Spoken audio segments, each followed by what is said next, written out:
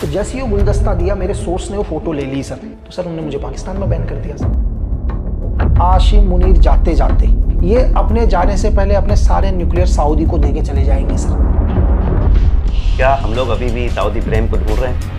दाऊद इब्राहिम है जिसका दुनिया के अंदर हर इलीगल काम चल रहा है सर, ड्रग्स से लेकर ह्यूमन ट्रैफिकिंग से लेकर दुनिया के अभी भी कंटिन्यू दुनिया में हर जगह, मैच फिक्सिंग से लेकर, मैच फिक्सिंग में दाऊद से ऊपर कुछ है ही नहीं सर। 3 लोग खड़े हुए हैं और एक बंदा है आरपीजी पकड़े हुए है, वो तो वो दिखा नहीं सकते, तो वो छुपा के खड़े हुए थे। बिस्मिल्लाहिर्रहमानिर्रहीम। रात के हिटमैन, आप पाकिस्तान के खिलाफ बहुत बकवास कर रहे हो, इंशाल्लाह आप 2 महीने में टारगेट हो जाओगे।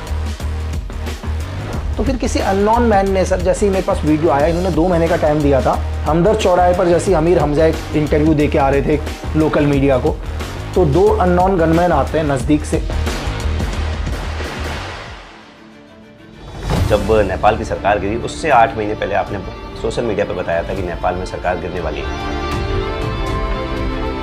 कि हिंदुस्तान के लिए सबसे खतरनाक स्टेट कौन सा है हमारा बगल में, तो मैं बोलूँगा नेपाल से डेंजर कुछ हो ही नहीं सकता है सर। नेपाल के अंदर CIA भी मिलेगी सर, MSS भी मिलेगी, ISI भी भरी हुई मिलेगी नेपाल के अंदर। चाहे हिंदुस्तान के अंदर जाली करेंसी आ रही है, कहाँ से आ रही है भाई? नेपाल आ रही है सर। आपने एक ऑडियो क्लिप रिवील करी थी DGFI के किसी मेंबर की या ऑफिसर की, किलिंग हुई थी स्टूडेंट यूनियन लीडर की।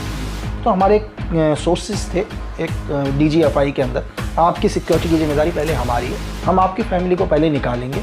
और इस हकीकत को बांग्लादेश के लोगों को बताना बहुत ज़रूरी है, क्योंकि हर रोज़ लोगों के घरों को जला दिया जा रहा है। तो 6 टेरर कैंप्स टाइम बांग्लादेश की धरती में चल रहे हैं सर। इन सब टेरर कैंपों के अंदर कौन है? पाकिस्तान के स्पेशल फोर्स के ऑफिसर।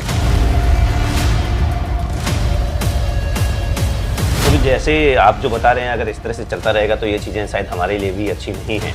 पाकिस्तान इंटरनली वॉर के लिए रेडी है। आशिम मुनीर ने अमेरिका के जो 4 चक्कर लगाए हैं ना सर, पैसों की फंडिंग कहां से होगी? अरब से होगी। तो किस तरह से हिंदुस्तान को घेरने की एक और प्लानिंग करी जा रही है?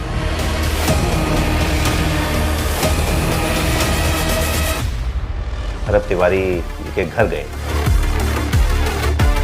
आपके सामने कोई आतंकवादी है और वो बोलता है मैं आत्मसमर्पण कर रहा हूं, तो क्या मारती है फौज उसको आत्मसमर्पण करने के बाद सर?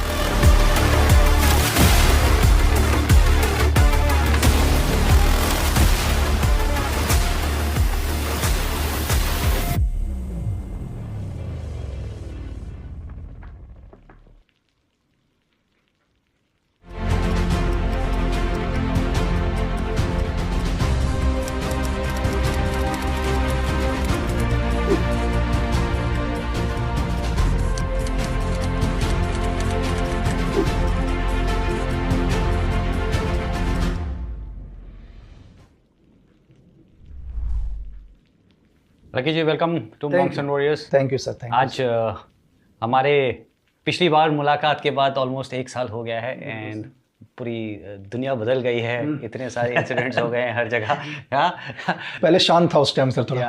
आपका भी 1 मिलियन हो गया आपके चैनल में, तो हमें बहुत खुशी है, हम भी ग्रो कर गए हैं। नहीं बिल्कुल सर, बहुत थैंक यू। इनफैक्ट जो पिछली बार हमने आपके साथ पॉडकास्ट किया था तो वो दूसरा स्टूडियो था, हमने कहीं रेंट पर लिया हुआ था, बट ये आज हम अपने स्टूडियो में बैठे हुए हैं। बिल्कुल सर।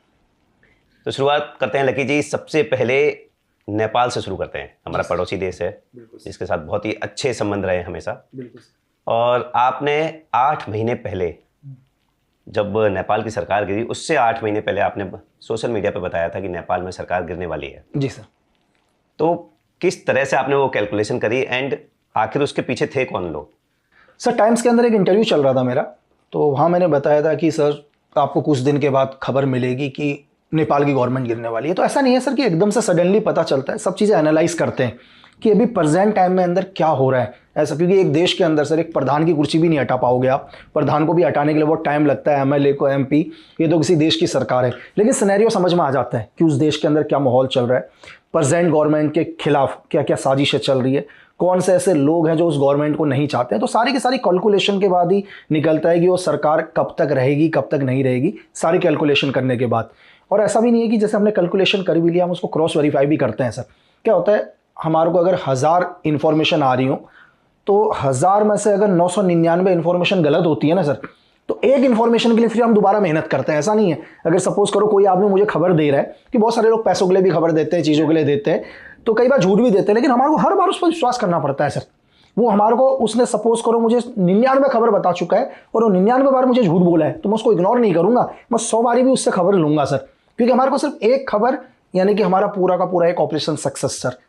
तो यही नेपाल के अंदर क्या है कि बहुत सारे लोगों को लगा कि लोगों ने हमारे RNW के ऊपर भी चीज़ें लगाई कि हमारे RNW के, लेकिन नेपाल में जो गवर्नमेंट गिरने का मेन रीज़न था, वो मेन रीज़न था सर चाइना से लोग नाराज़ थे, क्योंकि KP ओली गवर्नमेंट, जो भी गवर्नमेंट थी उस टाइम, वो पूरी की पूरी क्या थी, चाइना से इन्फ्लुएंस थी, या पूरा का पूरा कंट्रोल चाइना का चल रहा था। अब सोचो सर, देखो नेपाल के अपना एक अलग देश, हिंदू राष्ट्र देश,